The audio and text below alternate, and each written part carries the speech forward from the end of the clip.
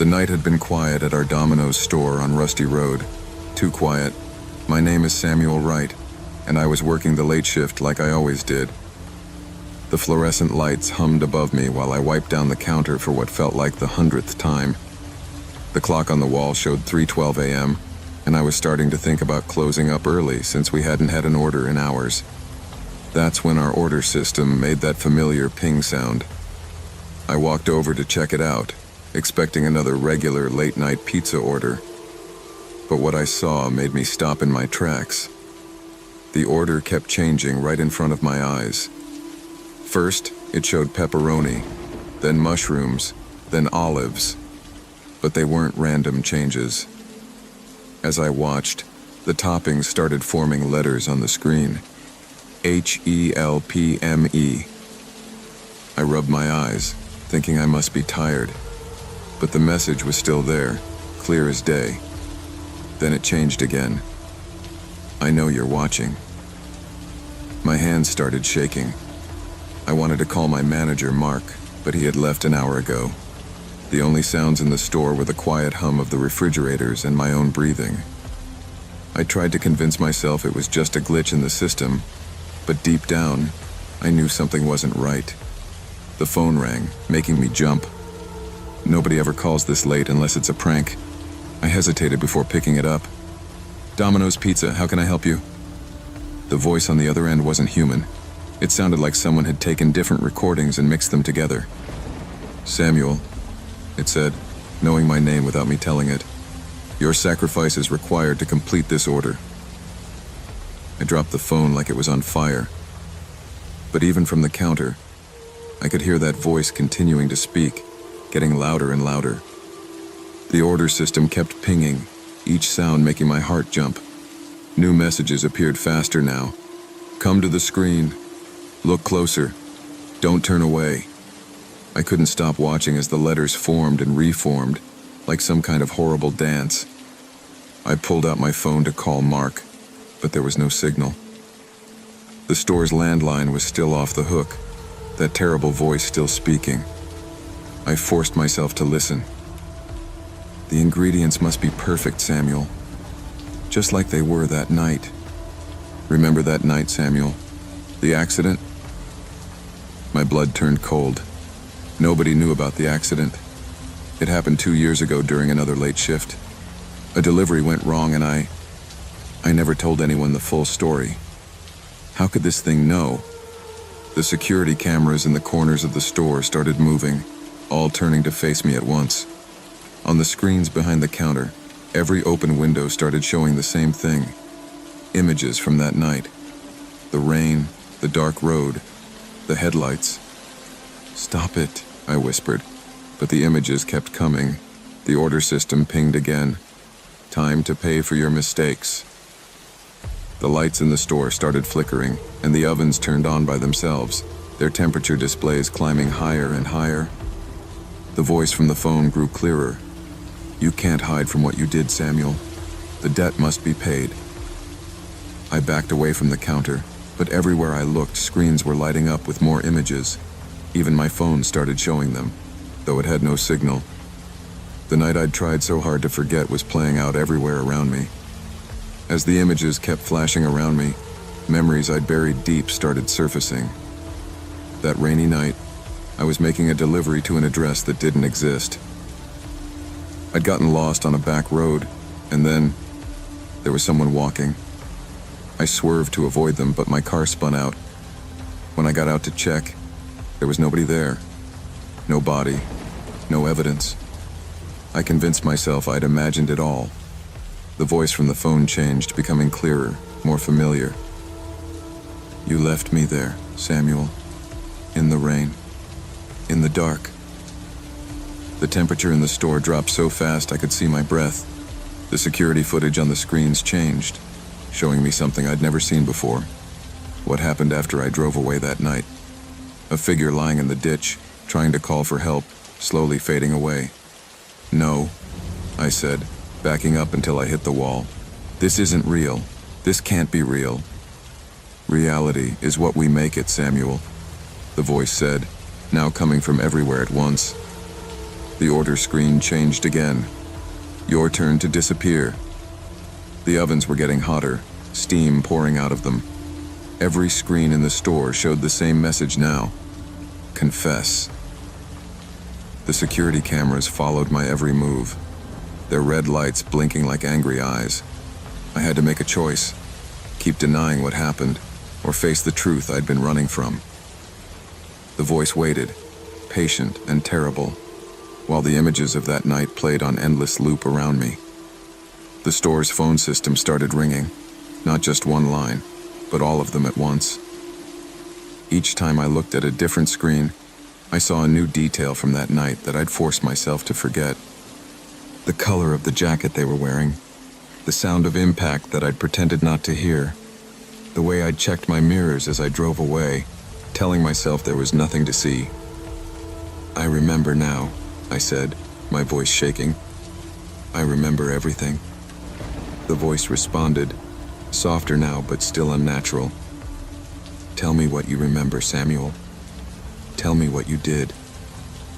Words started pouring out of me, the truth I'd kept locked away for 2 years. I was tired. It was raining so hard I could barely see. The address didn't make sense, but I kept driving anyway. When I saw someone on the road, I tried to stop, but the screens flickered with each word, showing me more. The person had been trying to wave me down. Their car had broken down further up the road. They just needed help, and I'd left them to die.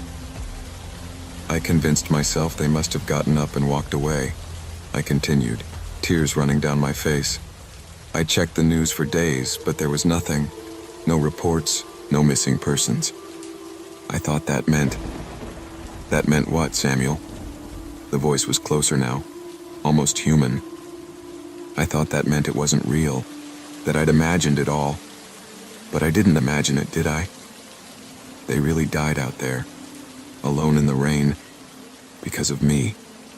The ovens started cooling down, but the cold in the store got worse. Frost appeared on the windows, spreading in patterns that looked like reaching hands.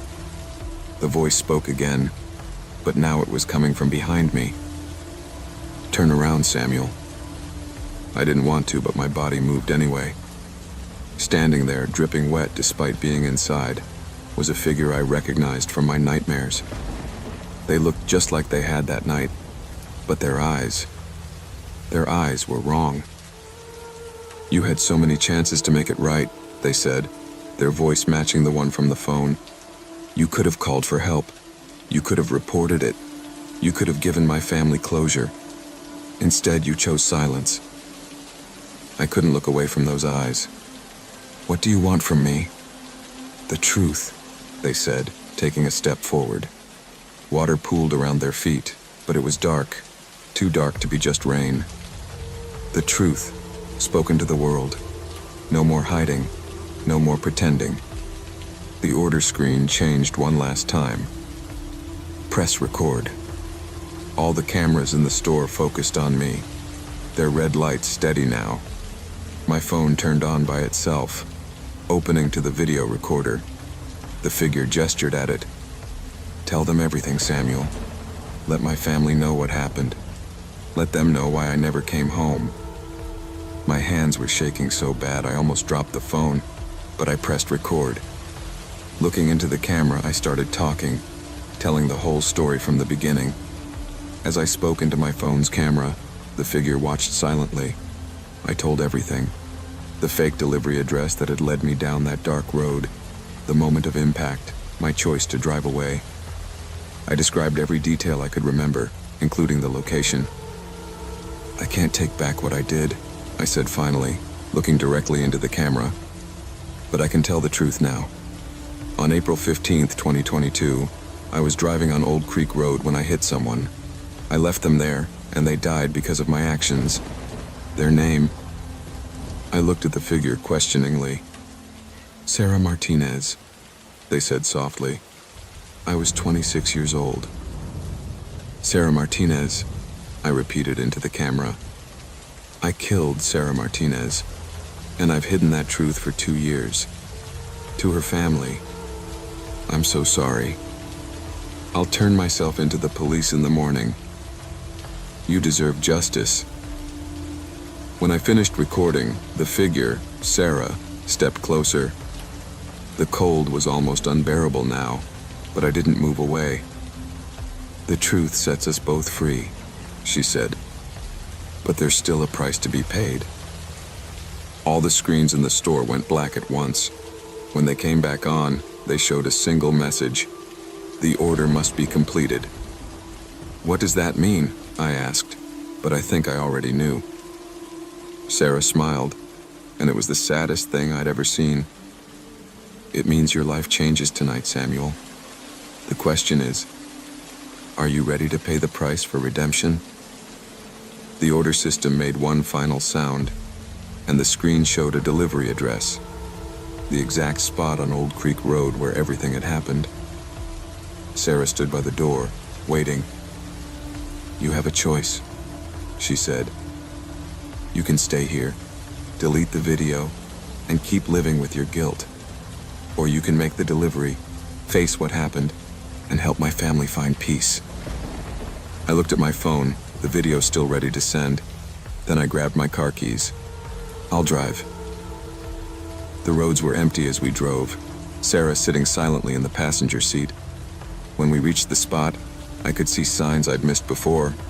Broken glass hidden in the grass, marks on the guardrail that had never been fixed. "Park here," Sarah said. I did. We got out, and she walked to the exact spot where it happened. "My parents drive this road sometimes, still looking for answers. My sister puts flowers here on my birthday. They never stop searching." The sky was starting to lighten. Sarah turned to me one last time. "Send the video, Samuel. Then call the police. Tell them where to find me." I pressed send on my phone, watching as the video uploaded. When I looked up again, Sarah was gone, but I knew what I had to do next. I dialed 911 with shaking fingers. "I need to report an accident," I said when they answered, "and a confession." The sun rose as I sat in my car, waiting for the police. They found exactly what Sarah said they would.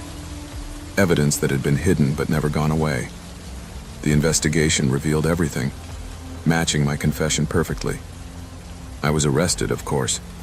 The video went to Sarah's family, and though they were heartbroken all over again, they finally had answers. Her sister came to one of my court dates and told me that just knowing the truth helped them start healing.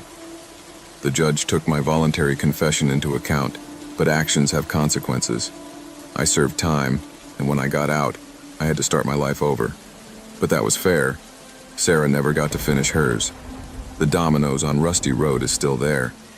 Sometimes new employees talk about strange things that happen during late shifts. Orders that change by themselves, phones that ring with no one there. But the really strange thing is that every April 15th, at exactly 3:15 a.m., an order appears in the system. The address is always wrong, the toppings spell out different messages, and the phone rings with a voice asking for a delivery. But now everyone knows. You don't take that order. That delivery was already made, that debt was finally paid, and Sarah Martinez's story was finally told. They say the truth sets you free, but freedom comes at a price. I paid mine. And somewhere in the night, on a dark road in Mobile, a restless spirit found peace at last.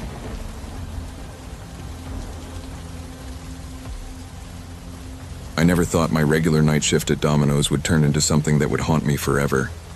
My name is Carlos Rivera, and I work as a night shift manager at a Domino's Pizza located on a quiet stretch of Route 66 in Oklahoma. The store sits at a remote service station, surrounded by nothing but endless fields and darkness. That night, I was driving my old Honda Civic through the empty highway. The moon was hiding behind thick clouds, making the road ahead look like a black river. As I pulled into the service station, I noticed how the flickering neon sign of our store was the only bright thing for miles around. I unlocked the front door at exactly 12:45 a.m., half an hour before my shift started. The familiar smell of pizza dough and tomato sauce filled my nose as I walked in. Everything seemed normal. The ovens were warm, the ingredients were stocked, and the floors were clean from the day shift. After changing into my uniform and washing my hands, I started my usual routine, checking the inventory, preheating the ovens, and making sure all the equipment was working properly. The clock on the wall showed 1:15 a.m. when I first noticed something wasn't right. The normally warm kitchen felt unusually cold, like someone had left a freezer door open. I remember thinking it was just the air conditioning acting up again. But then I saw something that made my heart skip a beat. A dark shape moved across the wall near the dough station. It wasn't my shadow. I wasn't even moving. I turned around quickly, but there was nothing there. Just the quiet hum of the refrigerators and the soft glow of the overhead lights. The shadows I saw were just the beginning. As I tried to focus on preparing the dough for the night's orders, more weird things started happening. The pizza oven, which I had just turned on, suddenly shut off by itself. When I went to check it, it turned back on, the temperature display showing numbers that kept changing randomly. I pulled out my phone to call my manager, but there was no signal. That's when I heard it, the soft sound of footsteps coming from the dining area. But that was impossible because I had locked all the doors when I came in. "Hello?" I called out, my voice shaking a little. "Is someone there?" The footsteps stopped. The silence that followed was so deep I could hear my own heartbeat. I walked slowly toward the front counter, holding a rolling pin in my hands. The dining area was dark except for the exit sign's red glow, but I could see all the tables were empty. As I turned to go back to the kitchen, the phone at the counter started ringing. This was strange because our phones usually don't ring until we open at 2 a.m. I picked it up with shaking hands. "Domino's Pizza, how can I help you?" I said, trying to sound normal. There was no voice on the other end. Instead, I heard what sounded like static and strange whispers. The whispers grew louder, but I couldn't understand what they were saying. It sounded like many voices talking at once, getting louder and louder until my ears hurt. Just as I slammed the phone down, our order system beeped. Someone had placed an online order. This was impossible. We weren't open yet, and our online system shouldn't have been active. But there it was, printing out, one large pizza, no toppings, to be delivered to Highway 66, mile marker 66. My hands were shaking as I read the order again. The customer notes section had strange symbols I had never seen before. The delivery address made no sense. We never delivered to highway markers, and mile marker 66 was in the middle of nowhere. I tried to cancel the order, but the system wouldn't respond. The printer started making weird noises and spitting out more receipts, all with the same order but with different strange symbols. The paper kept coming until it covered the floor around my feet. The dough mixer suddenly turned on by itself, spinning faster than it should. When I ran to unplug it, the metal bowl felt ice cold. Inside, the dough was black, like someone had mixed ash into it. The smell coming from it made me feel sick. It wasn't the normal yeasty smell of pizza dough, but something rotten and old. I backed away from the mixer, bumping into the prep table. That's when all the lights in the store started flickering, like someone was playing with the switches. But I was alone in the store. Or at least, I thought I was. The flickering lights cast dancing shadows on the walls, but these weren't normal shadows. They looked like people walking back and forth, tall figures that moved in ways that didn't make sense. Sometimes they would stop and seem to turn toward me, even though there was nobody there to cast these shadows. "This isn't real," I said out loud, trying to calm myself. My voice sounded small in the empty store. That's when I heard knocking at the front door. 3 slow knocks that echoed through the store. I froze, staring at the door. Through the glass, I could see a figure standing there, but it was too dark to make out any details. The knocking came again, louder this time. Store policy said we shouldn't open the door until opening time, but something made me walk toward it. As I got closer, I realized the figure was very tall, much taller than any normal person should be. I stopped a few feet from the door. The figure raised its hand and knocked again, but this time I noticed something strange. The sound came from behind me, not from the door. I spun around and found myself face to face with empty space, but the knocking continued. now coming from all around me. The ovens started turning on and off by themselves, their lights creating more shadows that joined the others on the walls. The temperature in the store dropped so low I could see my breath in the air. The order screen lit up again, but this time it displayed a message instead of an order. "We've been waiting for you, Carlos," it read. My name blinked on the screen in bright red letters. I had never told anyone my name. I wasn't wearing my name tag yet. The message changed. "Look in the walk-in freezer." My legs felt like lead as I walked toward the freezer door. The shadows on the walls followed me, their movements becoming more frantic. The door handle was covered in frost, even though I had checked it just an hour ago and it had been normal. When I pulled the door open, cold air rushed out like a winter wind. The light inside was flickering, but what I saw made me step back in horror. Written on the wall in frost were hundreds of names, and dates next to them. Some of the dates went back 50 years, but they were all for the same day, February 3rd. I checked my phone. It was February 3rd. Below all the names, written larger than the rest, was a new name being formed by frost right before my eyes. Carlos Rivera, 2025. The door slammed shut behind me, and I heard the lock click. The temperature started dropping fast, and the light began to fade. In the dimness, I could see shapes moving between the shelves, coming closer. As the shapes got closer, I could finally see what they were. People, but not quite right. They looked like they were made of shadows and frost, their edges blurring like smoke. They were all wearing Dominos uniforms from different eras, some old and faded, others newer. One of them stepped forward. Through the darkness, I could make out a name tag. Mike, store manager, 1975. His voice sounded like ice cracking. "Every 50 years, he said, this store claims new souls to join its crew. We've all worked here, Carlos. We all took the night shift on February 3rd. The others moved closer, their cold presence making it harder to breathe. "The store was built on cursed ground," another voice said. "Native American burial ground, they say. But nobody believed the warnings. Nobody ever does." I pressed myself against the wall, feeling the names carved in frost against my back. "Why me?" I managed to ask through chattering teeth. "The store chooses," Mike said.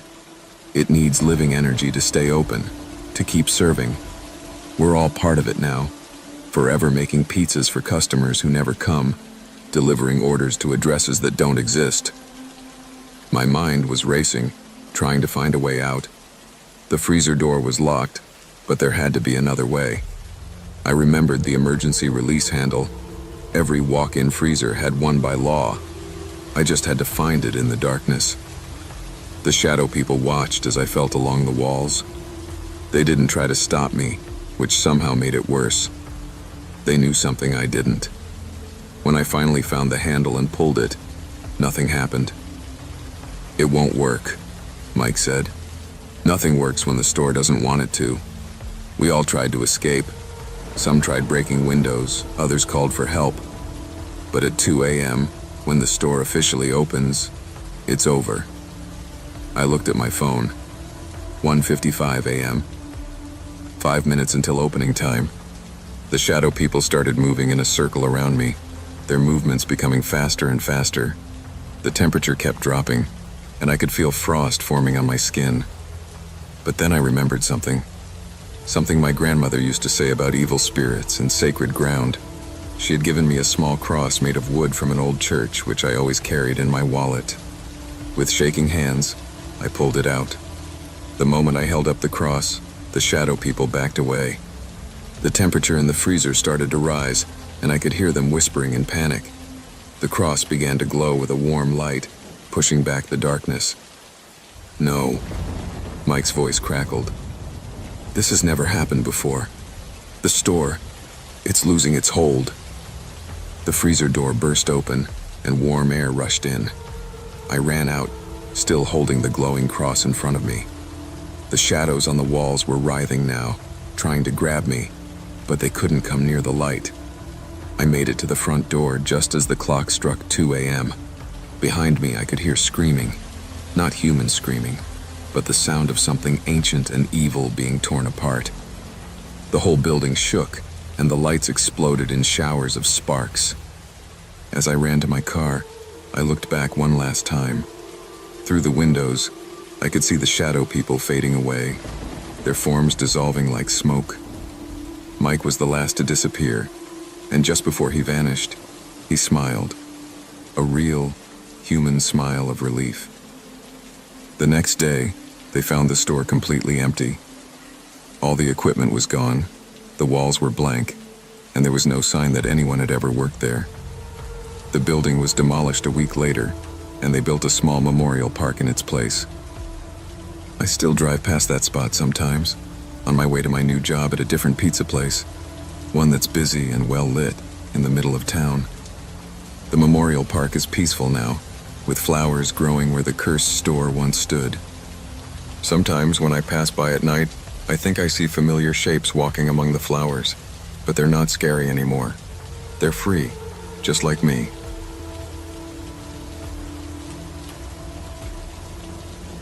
I never thought my last shift at Dominos would turn into a nightmare. My name is Diana Miller, and I've been working at this downtown New York City location for the past 2 years to help pay for college. The store sits between tall buildings that make shadows stretch like long fingers across our windows at night. That night started like any other closing shift.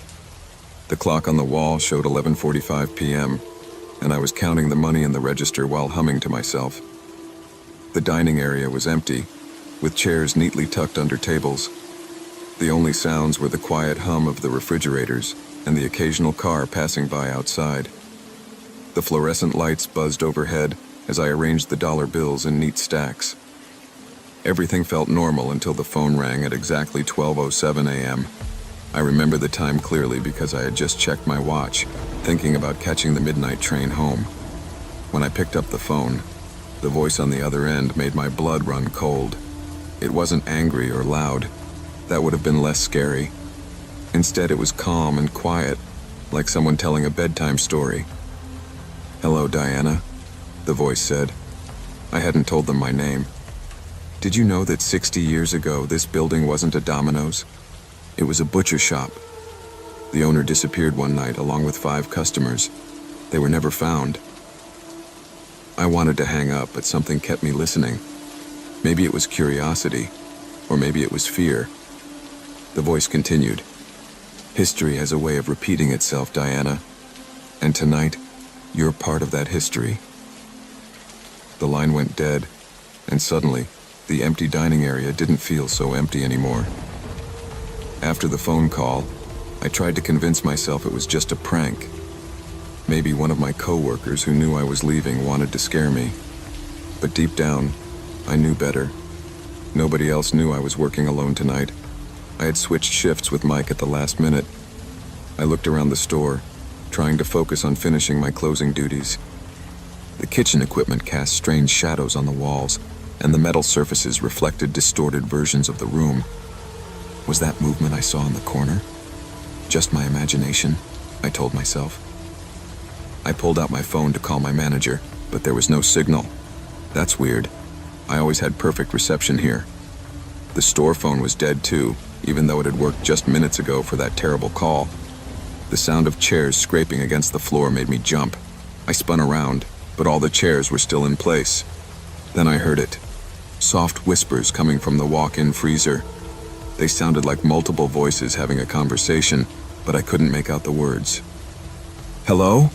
I called out, my voice shaking. "Is anyone there?" The whispers stopped immediately.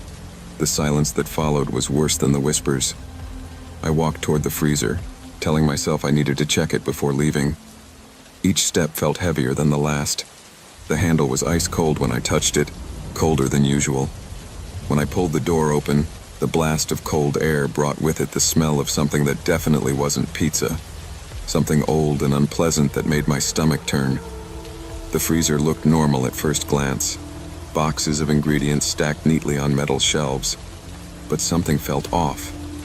The back wall, which I'd seen hundreds of times before, seemed different somehow. I moved closer, pushing aside some boxes, and found something that shouldn't have been there. A door. It was old and made of wood, completely out of place in the modern freezer. The paint was peeling, revealing dark stains underneath. As I stared at it, I heard more whispers, this time coming from behind the door. My hands were shaking as I reached for the handle. I knew I should run, but curiosity pushed me forward. The handle turned with a creak, and the door swung open to reveal a narrow staircase leading down into darkness. The stairs looked ancient, nothing like the rest of the building. They were made of worn stone, and the walls were rough brick. A cold draft carried up the smell of wet earth and something else, something that reminded me of the meat department at the grocery store. I took out my phone to use as a flashlight. The light revealed something scratched into the wall, names and dates, dozens of them. The most recent was from last month. My heart nearly stopped when I saw it was signed Mike, the same Mike I had switched shifts with. The whispers grew louder, calling my name. They seemed to be coming from the bottom of the stairs. I knew I should leave, but somehow my feet started moving down those steps, one at a time. The staircase seemed to go down forever. The temperature dropped with each step, and my phone's light barely cut through the darkness. Water dripped somewhere in the distance, each drop echoing off the walls. When I finally reached the bottom, I found myself in a large room that looked like it belonged in the previous century. Old hooks hung from the ceiling, the kind used in butcher shops. Rusty tables lined the walls, their surfaces stained dark brown. My phone's light caught something moving in the corner. When I turned to look, I saw a figure standing there, but it wasn't quite right. It looked like a person, but its movements were jerky, unnatural. As it stepped into the light, I saw why. It was wearing an old butcher's apron, covered in stains, but where its head should have been, there was only darkness. More figures emerged from the shadows, all wearing similar aprons, all missing their heads. They moved toward me slowly, their footsteps making wet sounds on the floor. I backed away, but my back hit something solid. Another figure had appeared behind me. "Welcome to the real store," a voice whispered. The same voice from the phone. It seemed to come from all around me. "We've been waiting for someone to take the night shift permanently." The figures surrounded me but didn't attack. Instead, they parted to reveal an old book lying on one of the tables. It was a ledger, its pages yellow with age. As I approached, it fell open to reveal names and dates, the same names I had seen on the wall. "Every month we need someone new," the voice explained. "The butcher shop never really closed. It just changed its appearance. But we still need fresh meat." I recognized some of the recent names, all people who had mysteriously disappeared from the area over the years. Each one had worked a closing shift at this Dominos. The final entry was blank, waiting for a new name. My name. But something caught my eye, a pattern in the dates. They all happened on the 13th of the month, except for one. That entry was scratched out, and next to it was a note. "The circle must be complete." I checked my phone's date. It was the 12th. They had made a mistake. They had called me one day too early. The realization gave me strength. If they had made one mistake, they could make others. I remembered something my grandmother used to say about evil spirits. They had to follow certain rules. Maybe these things, whatever they were, had rules too. I held up my phone, showing them the date. "You're early," I said, trying to keep my voice steady. "The circle isn't ready yet." The figures froze. The voice spoke again, but this time it sounded uncertain. "Impossible. The time is right. The 13th hour." "Check the moon," I said, making it up as I went along. "It's not full yet. The circle can't be complete without the full moon." The shadows seemed to waver. I felt the rules of their reality bending around my words. They had to follow the pattern. They had no choice. I was creating new rules for their ritual, and they had to obey. "The sacrifice must wait," I continued, gaining confidence. "If you break the pattern, You'll lose your connection to this place forever. The figures began to retreat, their movements becoming less certain. The voice spoke one last time, fainter now. Tomorrow night then. You cannot escape your fate. But I was already backing toward the stairs. The pattern is broken, I said. You'll have to wait another month to try again. The shadows writhed in frustration, but they couldn't follow me. I had used their own rules against them. I ran up the stairs, taking them two at a time, not looking back.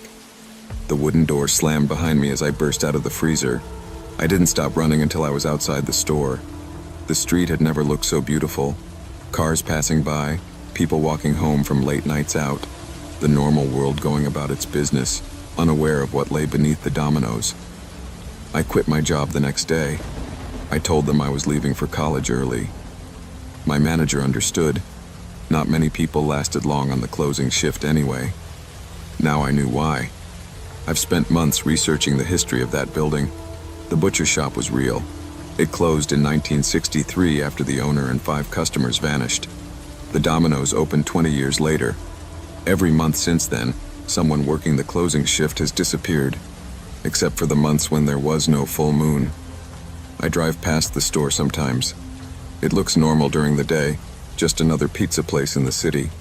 But at night, when the shadows grow long, I can see dark figures moving behind the windows.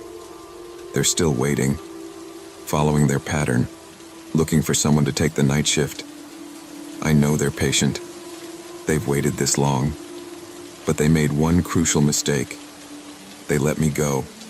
And now I know their rules. I've written them all down, every detail I can remember. Maybe this story will help the next person who gets a late-night phone call at the downtown Domino's. Just remember, always check the moon phase before taking the closing shift.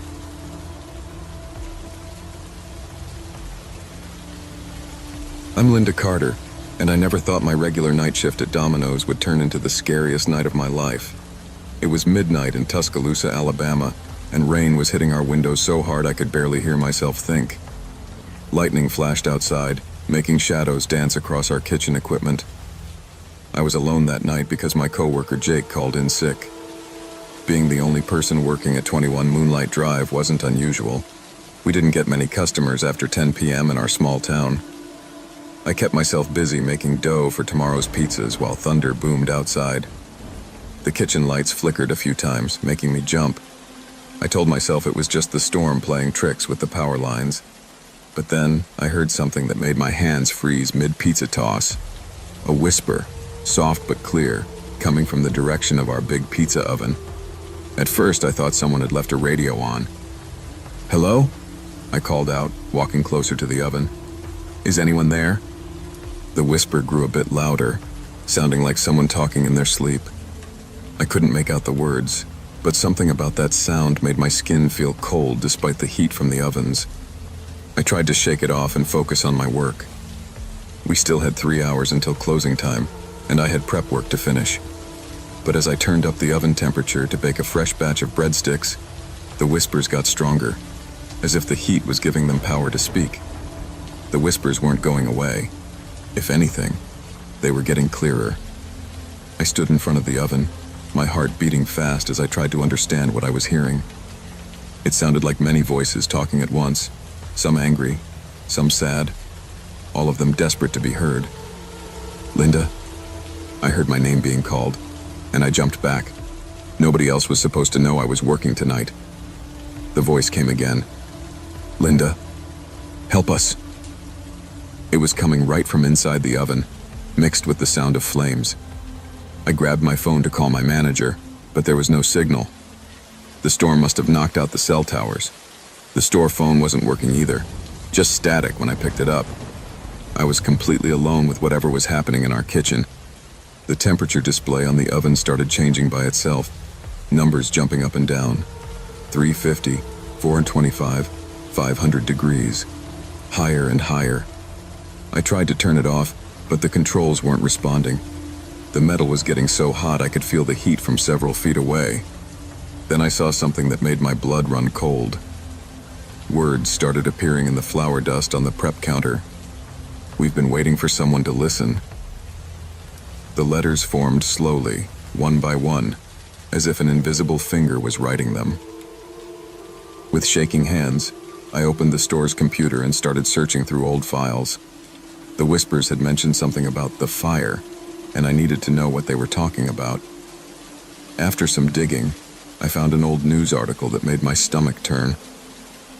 30 years ago, this building wasn't a Domino's. It was a small family restaurant. One night, a fire started in their kitchen and trapped 3 workers inside. They couldn't get out because the back door was locked from the outside. The article didn't say who locked it or why.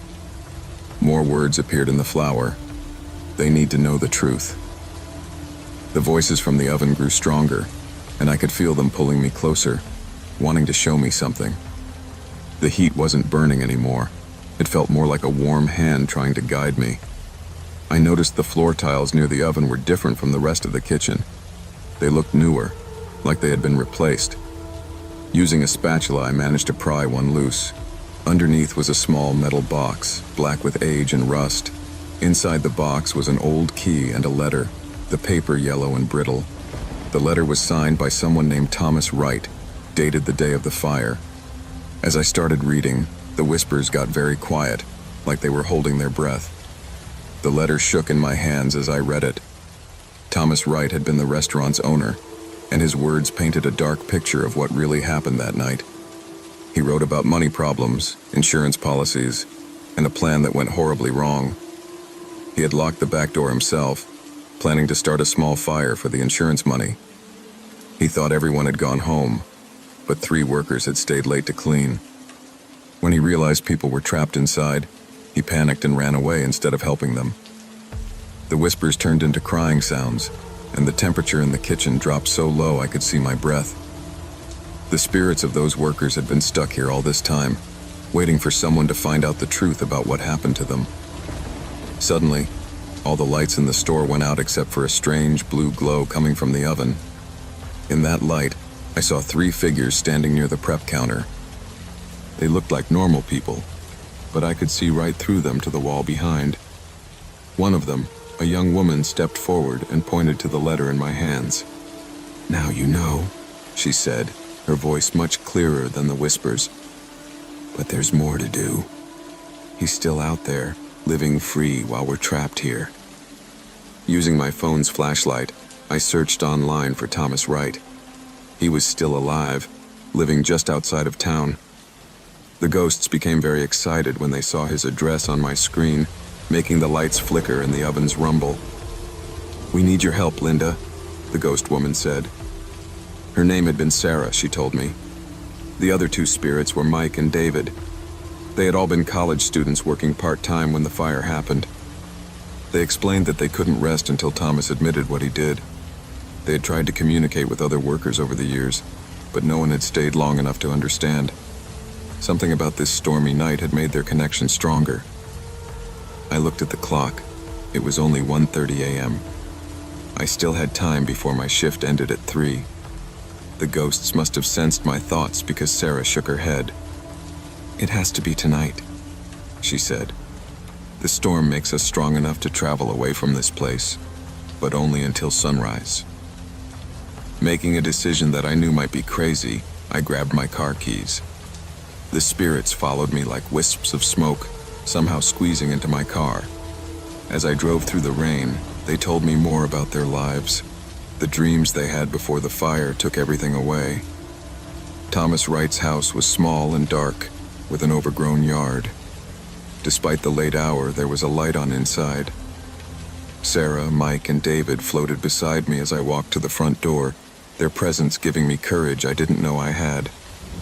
When I knocked, an old man opened the door. He looked nothing like the young man from the old newspaper photo, but his eyes went wide with fear when he saw the spirits behind me. He tried to slam the door, but Sarah floated right through it, followed by Mike and David. I found myself following them inside, watching as Thomas Wright fell into a chair, his face pale. "I'm sorry," he whispered, over and over. "I never meant for anyone to get hurt. I've lived with this guilt every day." But the ghosts wanted more than just an apology.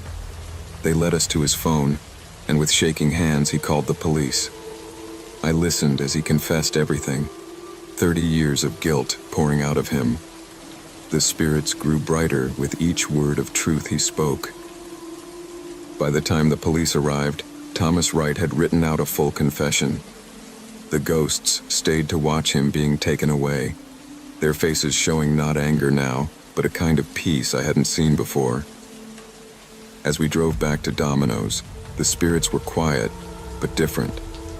They looked less solid, more like morning mist than people. The storm was starting to calm down too, the thunder now just a distant rumble. Back in the kitchen, Sarah turned to me with a smile that seemed to light up the whole room. "Thank you, Linda," she said. "We've been holding on to our anger for so long, but now we can finally let go." Mike and David nodded, their forms growing fainter by the minute. "The truth is out now," David said. "That's all we wanted." Mike added, "Make sure they don't forget us." I promised I would remember them and tell their story. The first light of dawn was starting to show through the windows. As it touched them, the spirits began to fade away. Sarah was the last to go, reaching out as if to touch my hand. I felt a warm breeze pass through my fingers as she disappeared. The kitchen felt different now, peaceful and quiet. The oven was just an oven again. No whispers, no strange temperatures. I found myself crying, feeling both happy and sad at the same time. When my manager arrived at 6 a.m., I told him everything. He didn't believe me at first, but the police called the store later that day to confirm Thomas Wright's confession. The story was in all the local news by evening. The families of Sarah, Mike, and David finally got closure. A small memorial was put up in front of the store, with their pictures and the true story of what happened that night. Sometimes customers say they feel a warm, friendly presence when they visit, like someone watching over the place. I still work the night shift at Domino's, but it's different now. Every time I use the oven, I think about my 3 friends who found peace that stormy night. The kitchen never feels scary anymore, just warm and safe, like they're still watching out for us. Sometimes, on really stormy nights, I think I hear whispers again. But they're not sad or angry anymore. They sound like friends saying hello. And when the ovens work perfectly on busy nights, or when lost items mysteriously turn up just when we need them, I smile and whisper, "Thank you." The truth set them free, and it changed me too. I learned that some mysteries want to be solved, and some stories need to be told. And sometimes, on the midnight shift, when you least expect it, you might find yourself helping someone find their way home, even if home isn't quite what you thought it would be.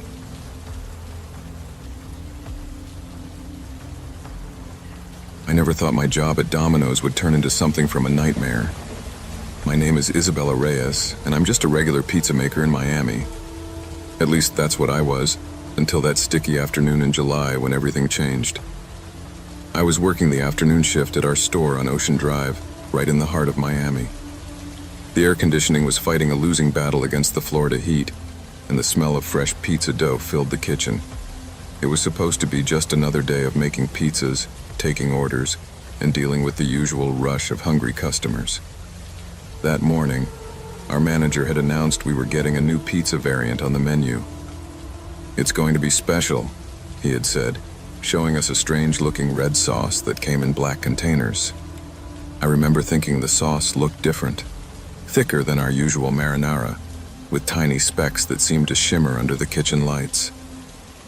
The first few hours were normal. Tourists came in seeking refuge from the heat, locals called in their usual orders, and delivery drivers zoomed in and out. But around 4 o'clock p.m., things started getting weird. A customer who had ordered our new pizza came back, his face pale and sweaty. He wasn't angry, which was unusual for a returning customer. Instead, he looked scared. "The pizza," he whispered, leaning over the counter toward me. When I ate it, I saw things that couldn't be real. Before I could ask what he meant, another customer walked in with the same haunted look. By 4:30 p.m., our phone was ringing nonstop. Each caller had the same story. After eating our new pizza, they started seeing things. Mrs. Rodriguez, who lived 3 blocks away, said her walls started moving. The teenage boys who always came after school said their sodas turned into swimming pools of tiny fish. I started keeping notes on my phone. Everyone who had these visions had ordered the new pizza. The common factor was clear. It had to be that strange new sauce. During a quiet moment, I snuck into the storage room to look at the sauce containers more closely. The labels were plain black and white, with no company logo, just a batch number and a date. That's when I noticed something odd. The delivery receipt was missing. All our ingredients always came with proper paperwork, but not this one. I pulled out my phone and tried to search for information about our suppliers, but nothing came up about any new sauce partnerships. My hands shook as I replaced the container on the shelf. When I turned around, I almost screamed. My manager was standing in the doorway. "Everything okay, Isabella?" he asked, but something about his smile seemed forced. I nodded quickly and hurried back to the front, but I couldn't shake the feeling that he knew exactly what I was doing. The evening rush was starting, but it wasn't like our usual dinner crowd. People were walking in just to stare at our menu board, whispering to each other. Some pointed at the new pizza description, then hurried out without ordering. Marco, our delivery driver, came back from a run looking shaken. "The lady at apartment 507, he said, his voice trembling. She was crying when she opened the door. Said her pizza was talking to her, actually talking. I wanted to stop serving the new pizza, but when I suggested it to my manager, he just shook his head. "Corporate orders," he said firmly. "We keep selling until told otherwise." During my break, I went outside to get some fresh air. That's when I saw the black van. It was parked across the street, no windows, no markings. As I watched, a man in a dark suit stepped out, holding what looked like a tablet. He stood there for a moment, looking directly at our store, then spoke into a phone. When I got back inside, there was a new note posted in the kitchen. "All staff must use the new sauce as directed. No substitutions allowed." The handwriting wasn't my manager's. I couldn't sleep that night. The images of scared customers kept playing in my mind. The next morning I came in early, determined to find answers. I waited until my manager went to the bank, then used his computer to check our email. There it was, an email thread about the new sauce. The supplier's name was Culinary Innovations Limited, but when I searched online, the company didn't exist. The only contact was a phone number with no area code. While I was reading, Sarah from the morning shift came running in. "Isabella, you need to see this." She showed me her phone. People were posting about our pizza all over social media. Videos showed customers having the same hallucinations. Some saw butterflies made of fire, others heard music coming from their walls. I copied down the supplier information and was about to close the email when a new message popped up. "Phase 1 successful. Proceed with Phase 2 tomorrow." My hands turned cold. What was Phase 2? That afternoon, an old woman came into the store. She wasn't like our other customers. She walked straight up to me, ignoring the line. "You're the one asking questions," she said. It wasn't a question. She slipped me a piece of paper. "I used to work for them," she whispered. "The sauce isn't just sauce. They're testing something that isn't ready for people yet. You need to stop it." Before I could ask more, she was gone. The paper had an address and a time. Warehouse 17, Port of Miami, midnight. My shift ended at 11:30 p.m. I could make it there, but did I dare? As I was thinking about it, 3 men in dark suits walked in. They didn't order anything, just stood near the counter watching. My manager saw them and rushed over, leading them to his office. Through the window, I could see them showing him something on a tablet. He kept nodding, looking more worried with each minute. I knew going to the warehouse was dangerous, but I had to know the truth. After my shift, I took a taxi to the port. Warehouse 17 was at the far end, away from the lights. As I got closer, I heard voices. Through a dirty window, I saw people in white lab coats moving around large metal tanks. They were mixing something, pouring it into familiar-looking black containers. On a wall, a screen showed brain scan images and charts I didn't understand. Suddenly, my phone buzzed, a text from an unknown number. "Get out now. They know you're there." I turned to run, but lights started flashing. Alarms blared. I heard shouts and footsteps. I ran between containers and trucks, my heart pounding. Behind me, flashlight beams cut through the darkness. I didn't stop running until I reached the main road, where I jumped into the first taxi I saw. The next morning, our store was closed. A sign said renovations. But when I peeked through the windows, people in hazmat suits were removing all our sauce containers. My phone was full of missed calls from my manager. I went to the local newspaper with my story and the pictures I'd taken at the warehouse. They ran a story that afternoon. Experimental food testing program exposed. Within hours, it was all over the news. The truth came out in pieces. Culinary Innovations Limited was a front for a research company. They were testing a new food additive that was supposed to enhance the eating experience through mild hallucinations. But something had gone wrong.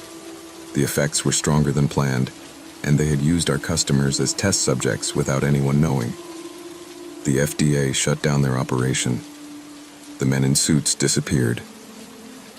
My manager admitted he had been paid to participate, but didn't know the full extent of what was happening. It's been 3 months since that day. Our store reopened with new management and a promise of complete transparency about ingredients.